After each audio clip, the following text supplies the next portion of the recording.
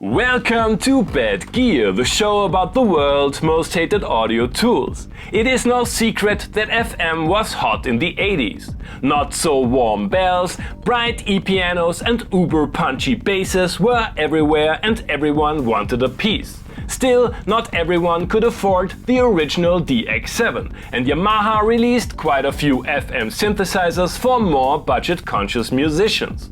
The beating heart of these instruments was, more often than not, the YM2164 sound chip, and Yamaha licensed this piece of technology to Korg. Today we are going to talk about the 707, and it is one of two 1987 Korg synthesizers based on this technology, the other one being the more upscale DS8. Nerd stuff aside, these two 80s beauties were Korg's attempt to add a little analog-style real-time tweakability to the otherwise rigid UIs of 80s FM.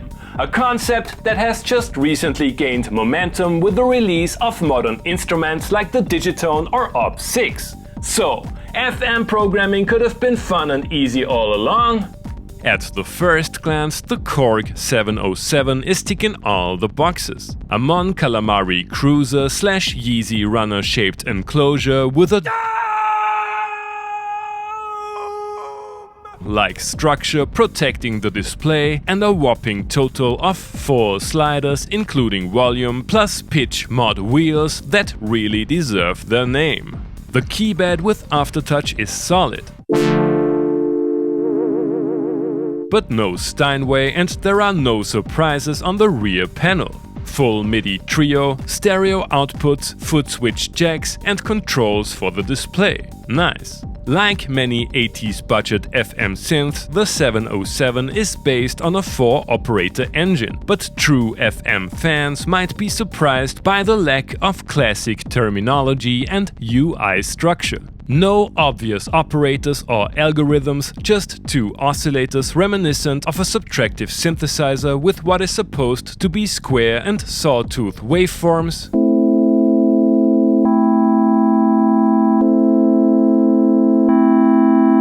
to which you can add further harmonics using the spectrum parameter.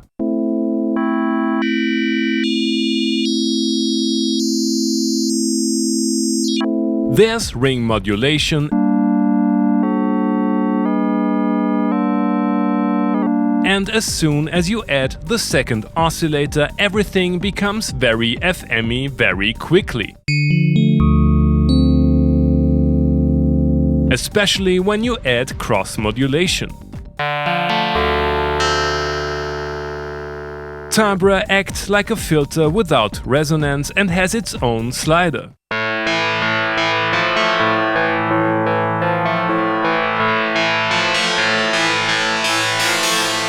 Quite similar to the DX21, you can find a pitch envelope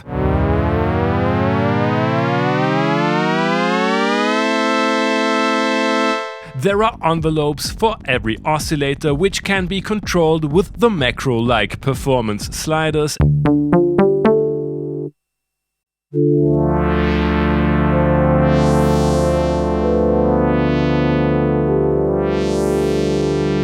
and the LFO goes up to 11.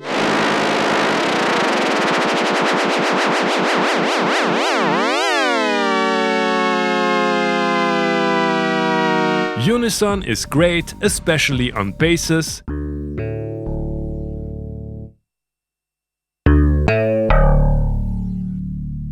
and there's a dedicated button for portamento. All this can be used for the usual suspects like electric pianos,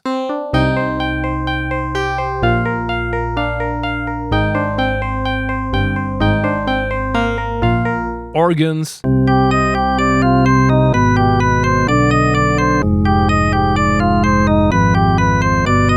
but also distorted basses, crude 80s sound effects, and everything in between. Unlike the OG DX7, these sounds can be combined to layers, splits and 8-voice multis, which seems great until you realize that there are only 8 voices of polyphony. It goes without saying that a true 80s performance instrument like the 707 can be used as a keytar, and there's a battery compartment. Build quality is nice, but running out of backup battery will brick the unit, and there is conflicting information on the internet how to cope with this problem. Please leave a comment if you know more about that issue. Prices for the 707 jump around like crypto. A vintage FM synthesizer with an intuitive and user-friendly interface sounds too good to be true. Maybe it is? You have already heard the Korg 707 in today's intro tune. I had a hard time finding a balance between warmth and bite. Let's start nice and easy with a little test run of the unit's multi-timbrality and some of the presets.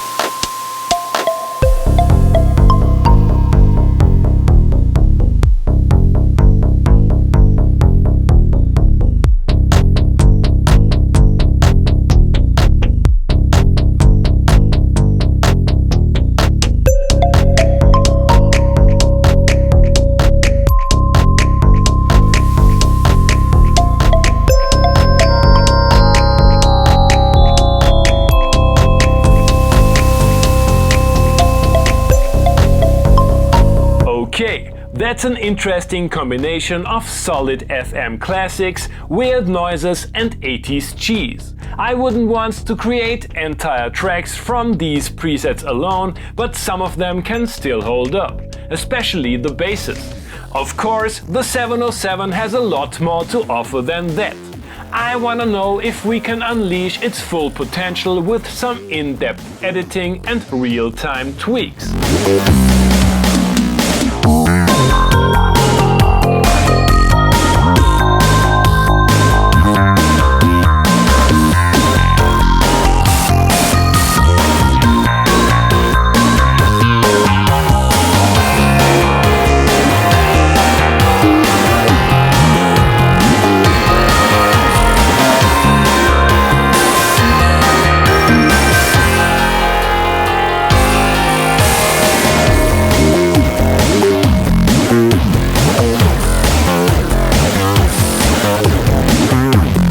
That sounds pretty decent for the bigger sibling of the Sega Genesis. The sounds can be tweaked from traditional FM tone to infernal noise with only a few parameters, and the interface, while still 80s AF, is easy to get used to. Like most of you will know, there's another quite iconic machine with a similar name. It would be interesting to know how the sounds of these very different instruments go together in this partly evil 1414 proto deep house nerd trance.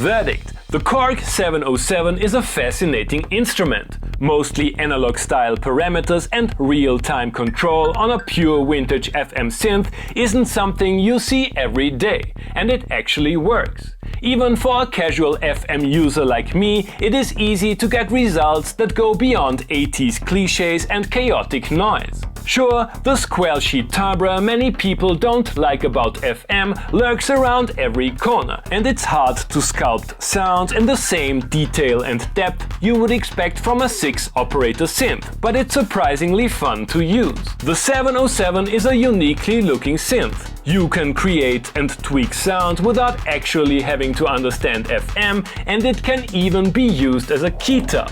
I'm pretty sure people would buy a modern version of this. Maybe leave out the keytar part. Thanks for watching and see you next time. Hey guys, I hope you enjoyed the episode. Feel free to like, subscribe, become a patron and leave a comment what other kind of gear you would like to see and hear on the show.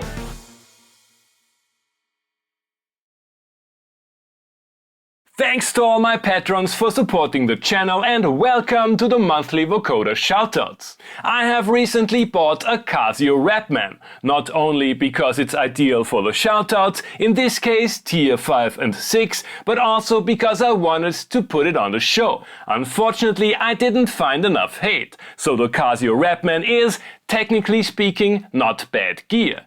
Maybe you can help a little in the comment section because I'm pretty sure we all want to see it on the channel.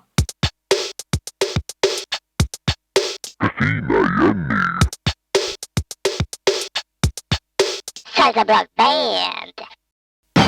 Tier 4. Let's give today's Korg 707 a try as the carrier signal of the Dark Star Vocoder.